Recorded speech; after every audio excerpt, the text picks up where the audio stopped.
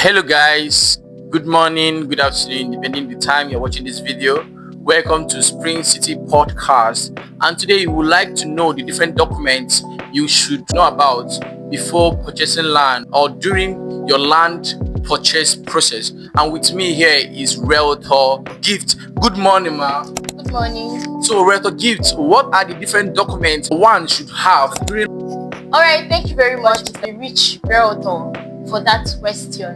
So guys, I'm going to be educating you today on the various documents you have to take note of before you go into a land purchase. First, what is a land document?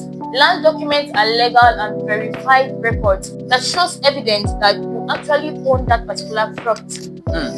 So first on my list, I have the sale of land agreement. This sale of land agreement is an agreement to sale between the buyer and the seller. It outlines the terms and the condition in that land transaction. And two, we have the receipt. The receipt is a document that shows evidence of all your payments. Maybe in a case of installmental payments, you see where you have 3 months to cover up your payment.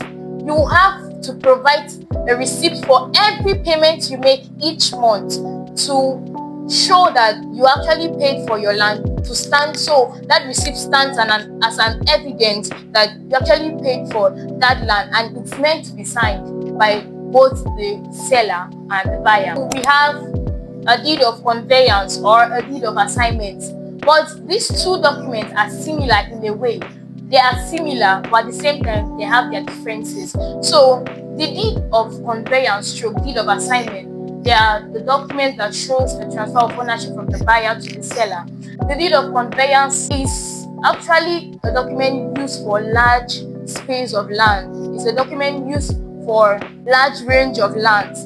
It is not for private or individual like this. 2 plots, 3 plots. Yes, okay. It's for communal lands. Also, in a deed of conveyance, the assignor do not have any right over that land again. And in the deed of assignment, it is a document used for a little space of land, like a private land, individual to individual transaction. And in a deed of assignment, here the assignor still have a kind of control, or he still have rights. He has the right to tell you what to do and What not to do. and what not to do Yeah. on that land. Although you become the full owner of the land, but the assignor still have rights over the land. He has right to tell you certain things to do and not to do on the land. And next, we have our irrevocable power of attorney. Yes, I believe this particular document is very, very important. So can you just tell the viewers more about this irrevocable power of attorney? An irrevocable power of attorney is a legal document that provides you with the authority or title over the said land. And 5, we have our C of O, known as the certificate of occupancy. A certificate of occupancy is a document issued by the government, typically the state, to a buyer or the owner of the land, showing that he has authority or right to occupy that said land. Number 6, we have a survey plan. A survey plan is a document that shows or provides information or details about your land. It also contains the sketch of your land, like where your land is, the name of that land, and the owner of the land, etc., and more of that. So guys, those are the list of documents you must make sure are available when purchasing a land. Thank you so much. So Realtor Gift, that's very awesome, that's very wonderful.